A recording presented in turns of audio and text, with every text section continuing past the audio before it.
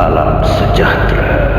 Anda bersama Brother Fai THC di channel Malam Mistik. Sebuah segmen audio dan video kisah seram dan mistik. Semoga anda semua terhibur.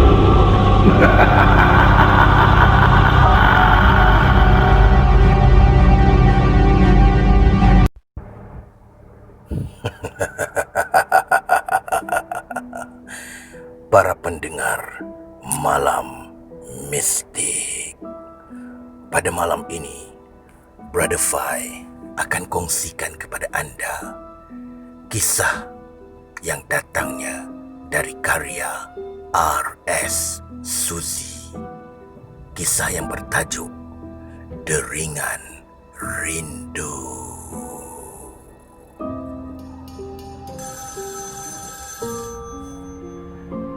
Sayang, tengok ni. I berkenan lah. I think we should buy it as an additional item for our antiques collection. Apa pendapat sayang? That's really a very good idea, abang. It's attract my attention too. Kita belilah telefon ni. Khairul dan isterinya Patricia adalah pasangan suami isteri dan kedua-duanya mempunyai minat yang sama, mengumpul barangan antik pelbagai jenis atau bentuk, dan lagi lama usianya, lagi lumayan nilai harganya. Pasangan merpati dua sejoli ini masih lagi belum ada rezeki dikurniakan cahaya mata setelah hampir 10 tahun berumah tangga. Wow, you serious ke? Dear, this is our new home? I suka sangat. Sebab rumah ni dikelilingi hutan and it's so nature. Thank you so much, dear. Sayang you ketat-ketat. Mwah. Patricia juga seorang pencinta alam semula jadi. Baginya, kehijauan adalah satu ketenangan serta boleh membuat kita sedar bahawasanya ciptaan Allah SWT sungguh menakjubkan. Subhanallah. So, you betul sukakan rumah ni? Sunyi dan jauh dari bandar yang always busy tu? I tanya sebab you akan duduk sorang-sorang if I outstation tau. Khairul hanya ingin pastikan si isteri selesa dan bahagia. Khairul faham perasaan isterinya apabila kerap ditinggalkannya atas urusan kerja. Seminggu atau kadang-kadang hampir sebulan lamanya. Lega rasa hati apabila Patricia suka keadaan rumah baru yang dihadiahkannya. Jom kita masuk ke dalam, sayang. Memeluk pinggang isterinya dan mengajaknya masuk ke dalam rumah. Rumah itu telah pun dirias secara senyap-senyap oleh Khairul. Segala koleksi barangan antik mereka disusun rapi, termasuklah telefon antik yang baru dibeli mereka. Amazing! Dear, you yang decorate ke? Thank you so much. I love you. Satu kucupan tanda terima kasih diberi kepada suaminya di pipi. Sifat romantis dan manja Patricia itulah yang melengkapkan kehidupan Khairul walaupun belum ada rezeki menimang cahaya mata. Mereka percaya bahawa satu hari nanti mereka akan mendapat cahaya mata mahupun bertahun lamanya. Masa dan Allah SWT yang menentukannya. Tahniah Puan Patricia, anda bakal jadi seorang ibu. Dengan tidak semena-mena, air mata Patricia mengalir dan dia melutut ke bumi, menyembah, mengucapkan syukur kehadrat ilahi. Dia tidak sabar ingin mengkabarkan berita yang lama mereka nantikan kepada suami tersayangnya, Khairul. Patricia kerap pening dan loya tekak kebelakangan ini. Rupa-rupanya perutnya sudah berisi. Malam itu, Patricia tidak sabar menunggu Khairul pulang.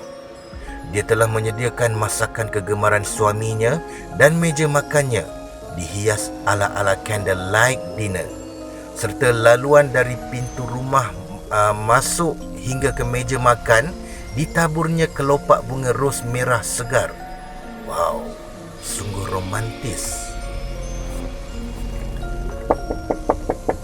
Assalamualaikum sayang. Abang dah balik ni. Sejurus pintu dibuka, Batrisya pun menutup kedua mata Khairul dengan sehelai bandana. Shh, ikut saja cakap sayang tahu dia. Khairul dibawanya ke meja makan dan disuruhnya duduk.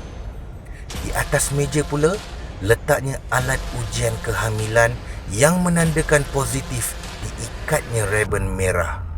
Surprise sayang. Khairul mengambil kit ujian kehamilan itu dan terus memeluk Batrisya.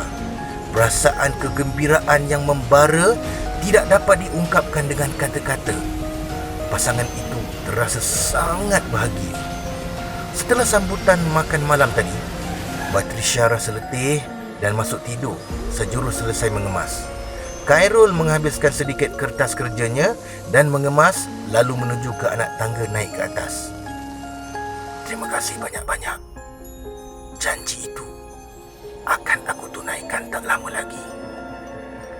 Khairul berhenti di tengah tangga di mana letaknya telefon antik yang baru dibelinya sambil berbisik ucapan terima kasih. Pelik bukan? Mengapa diucapnya terima kasih? Dan janji apakah akan Khairul tunaikan? Kepada siapa? Bermulalah titik menakutkan berlaku pada pasangan ini.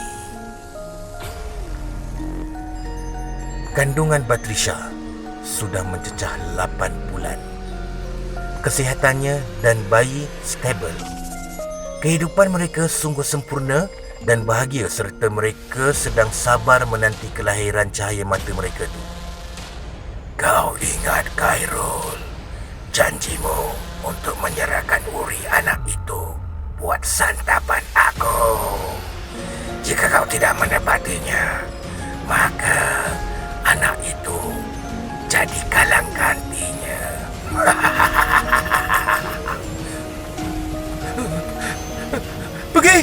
Pergi! Jangan ganggu aku! Nanti aku tunaikan! Pergi! Dia! Bangun! Hai, itulah. Tidur lagi senja macam ni. Tersentak dan terus terjaga. Khairul berpeluh dan kelihatan cemas. Tangannya terus memegang perut isterinya dan mengucap panjang. Astaghfirullahalazim. Khairul pun mengajak isterinya naik ke atas dan menghiraukan pertanyaan isterinya yang menanyakan kenapa dia berkelakuan pelik tadi. 2 hari selepas mimpi ngeri itu, Khairul harus keluar negara untuk urusan kerja selama 3 hari. Berat rasanya untuk meninggalkan Batrisya yang sedang syarat mengandung dan bila-bila masa boleh melahirkan. Tetapi atas keizinan Batrisya, Khairul pun berangkat pergi. Sehari selepas perginya Khairul, ketuban Batrisya pecah dan mengalami sakit perut ingin melahirkan. Aduh, sakit, sakit. Batrisya menelefon ambulan, lalu dia dibawa ke hospital. Tidak lama kemudian, Batrisya selamat melahirkan puteri sulung mereka tanpa suami tersayang di sisi. Apa? You dah bersalin? Alhamdulillah. Sayang, beritahu doktor, Uri baby jangan dibuang. Nanti I balik, I akan uruskan tau. Dia, I dah izinkan pihak hospital untuk buang. You kan overseas, mana boleh simpan lama-lama. What? Aduhai. Dah lah, nanti I call balik. Talian dimatikan Khairul. Dia buntu, terngiang-ngiang di telinga kata-kata makhluk itu. Setibanya Khairul di tanah air, Dia tergesa-gesa mendapatkan keretanya yang ditinggalkannya di tempat letak kenderaan lapangan terbang aras basement.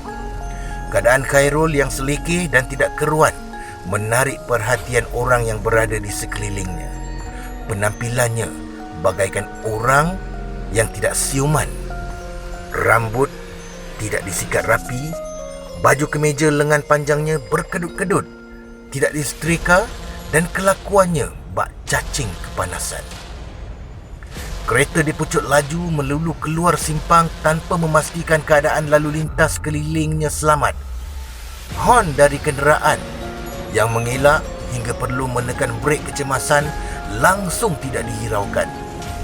Khairul tidak sedar bahawa pemanduannya boleh mengundang bahaya kepada pengguna jalan raya yang lain.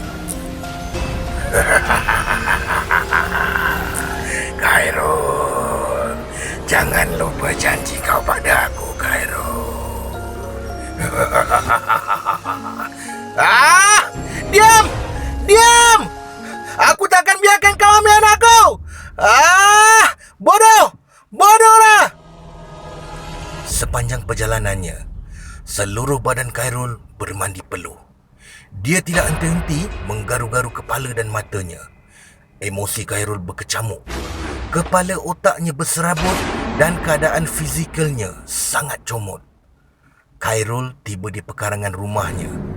Matanya berpinar-pinar melihat keadaan sekeliling. Dia melihat sesuatu makhluk yang amat menakutkan.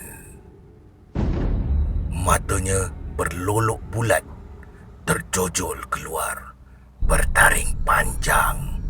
Wajah menggerutu dan separuh dari kulit wajah makhluk itu bagai disiat-siat. Bergentayangan di udara mengelilingi posisi di mana Khairul berdiri dan berkata, "Mana janji kau? Mana janji yang kau harus tunaikan? Mana? Anak kau akan mati. Mati." Khairul menggeletar ketakutan. Dia melangkah ke depan, namun makhluk itu ada di depan. Ingin langkah ke belakang, makhluk itu terus muncul di belakang pula. Khairul nekat berlari terus menuju daun pintu utama rumahnya, tersentak Batrisha yang sedang menyusukan bayi perempuannya di bilik tidur aras 2 rumahnya apabila mendengar bunyi pintu dibuka, lalu dihempas daun pintu dengan kuat. Terdengar bunyi telapak kaki seperti berlari menaiki anak tangga, menghampiri bilik di mana Batrisha berada. Kedegong! Kali ini, bunyi pintu bilik dibuka dan dilepaskan melayang terkena dinding. Astaghfirullahalazim! Kenapa ni dia? Why you do that? Shut up! I nak selamatkan baby! Tapi! Lepaskan baby! Lepaskan!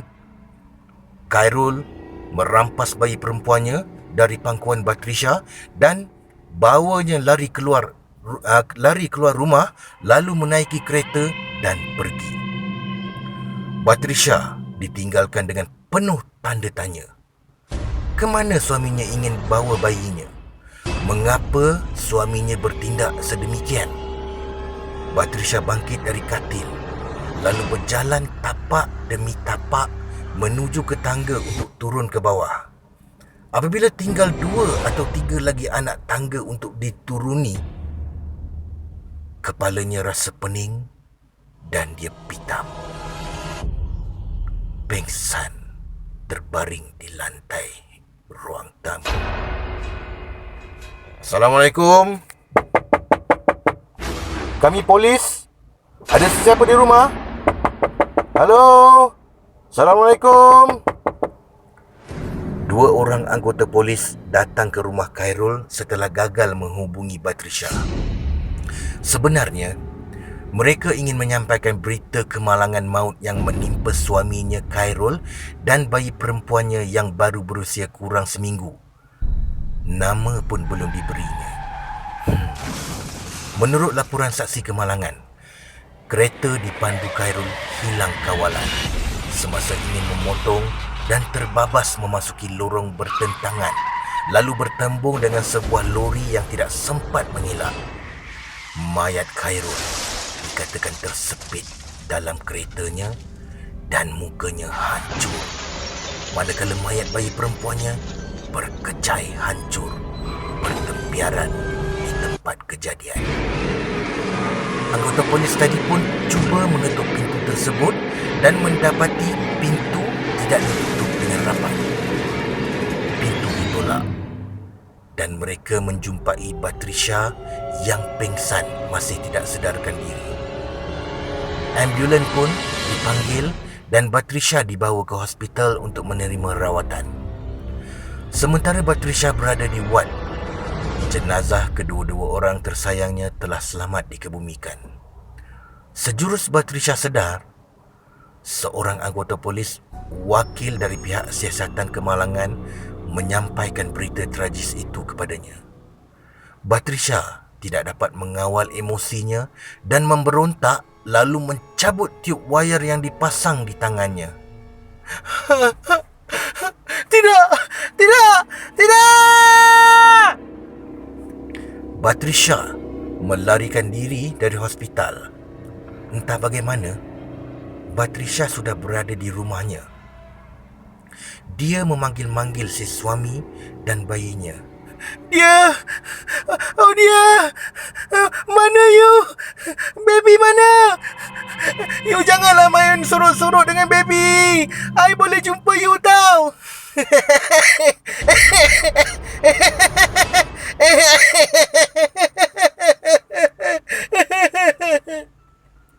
Tiba-tiba, telefon antik yang berada di sudut tangga menuju ke arah dua rumah itu berdering. Batrisha lari menuju telefon antik itu tanpa dia sedari bahawa telefon antik itu hanya perhiasan dan tidak mempunyai line dari mana-mana syarikat telekomunikasi. Gagang telefon antik diangkatnya. Sayang, I rindu kat you. You jangan risau. Baby ada bersama I. Comel baby kita kan?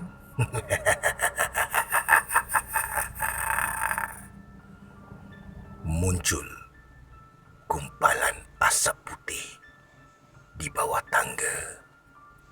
Batrisha merenung ke arah asap itu.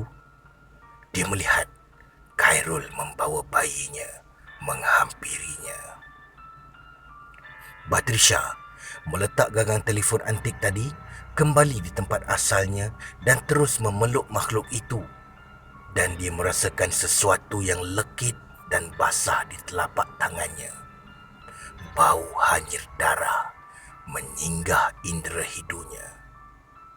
Batrisha melepaskan dakapan, lalu makhluk menyerupai suaminya tadi berubah dengan berwajah hancur, serupa semasa mayat Khairul dijumpai tersepit di lokasi kemalangan. Bayi di bawah makhluk itu hanya cepisan-cepisan daging manusia membusuk dan berulat. Telefon antik sekali lagi berdering. Batrisha dihantui dengan suara Khairul mengatakan dia merinduinya dan bunyi telefon yang tidak henti-henti berdering serta tangisan bayinya merengek-rengek. Keadaan menjadi kacau bilau. Batrisha histeria. Dia terjerit-jerit dan ketawa mengilai seperti orang tak keruan. Dia berlari tanpa tujuan ke jalan besar menuju ke bandar berkaki ayam, berteriakan, menangis dan ketawa mengilai. Atas aduan orang awam, Batrisha ditangkap dan dimasukkan ke hospital pakar sakit jiwa. Apa yang Khairul telah lakukan adalah perjanjian dengan makhluk jin yang menghuni telefon antik dibelinya. Perjanjian yang dilakukan melalui mimpi. Khairul ingin menimang cahaya mata dan jin tersebut boleh menunaikan permintaannya dengan syarat. Selepas bayinya dilahirkan, Khairul harus ambil uri bayinya dan berikan kepada jin itu serta darah nifas isterinya harus diberi kepadanya selama 40 hari atau selama dalam pantang. Jika tidak ditunaikan, maka bayinya akan jadi kalang ganti. Atas tindakan bodoh Khairul, semuanya musnah. Batrisya masih dalam keadaan histeria di dalam wad pesakit mental. Dia dikatakan meroyan dalam pantang. Tiada kuasa yang melebihi kuasa Maha Pencipta 7 petala langit dan 7 petala bumi. Allahu Rabbi. Sekian. Terima kasih. Brother Fai. Peace. No.